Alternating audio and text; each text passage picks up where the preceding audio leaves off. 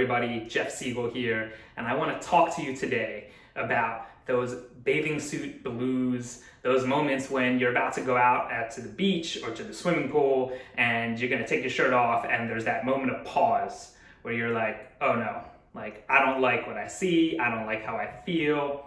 And so this is something that comes up for pretty much everybody at some point in time, right? And I think it's something that we often don't discuss. We don't like to talk about it because it's not fun to recount that moment where we're feeling so insecure about our body, where we're having all these body image issues. And guess what? In the summertime, where there's plenty of opportunities to be outdoors with your shirt off, all right, this can happen all the time.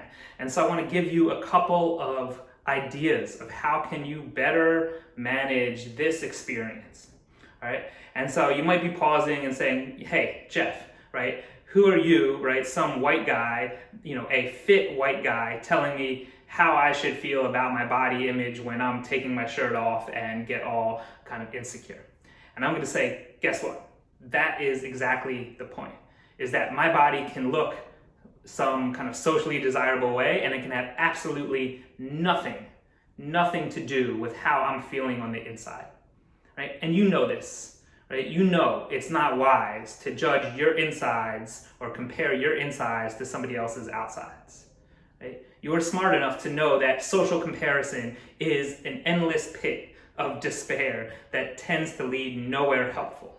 And yet it's a trap that we all still fall into. It is kind of unavoidable because guess what? When we're headed out to the beach, we can't help but look at other people in their bathing suits and then reflect back on ourselves. And I see this happening all the time, and what I often like to pinpoint is two ways in which people tend to give up their power. And the first one is looking out at others and seeing somebody who has kind of a socially desirable body. And remember, these are culturally constructed images of beauty that are often very racist, ageist, ableist, right? So we need to pull ourselves out of these sort of toxic, idealized images of beauty first. But nonetheless, you look out at somebody's body and you say, that's the body I want, right? You're like, I wish I looked like that, their arms, their legs, their abs. And what are you doing? You're giving away your power.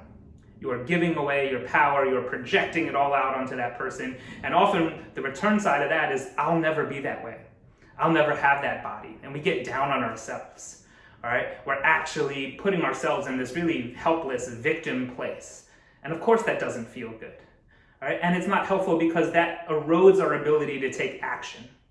So that's one way. The other way is we often look out at other people and all we see is judgments. Oh, look at that person's abs, they're so chiseled, or look at their legs, and God, I can't believe that they wear that or they look that way, right? And so all of these judgments are also projections of our own insecurities, projections of our own vulnerabilities, projections of the parts of our bodies that we struggle to accept and to love and to like.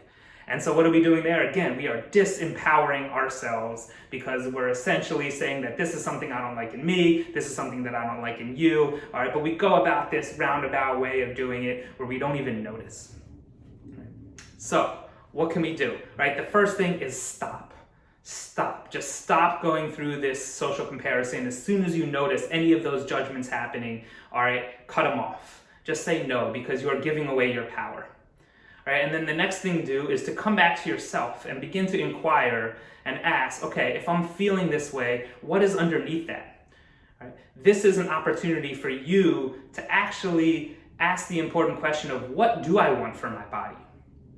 All right, and this is your chance to focus in on what do you want your body to do? Now remember, it is a two-way street and we often lose sight of this. We say, I want my body to do this and this and this for me, right? So my question back to you is, what will you do for your body? Because as in any relationship, there needs to be giving and receiving, and this is true with our bodies. If you want your body to do something for you, you need to do something for your body. And so my question for you then is, what can you do today? What's some small, simple thing that you can do today that embraces the birthday suit that you have right now, right? And my suggestion is to focus in on something that makes you feel good. Focus on something that elicits a positive feeling in your body, all right? And just choose one tiny little small win that you can have.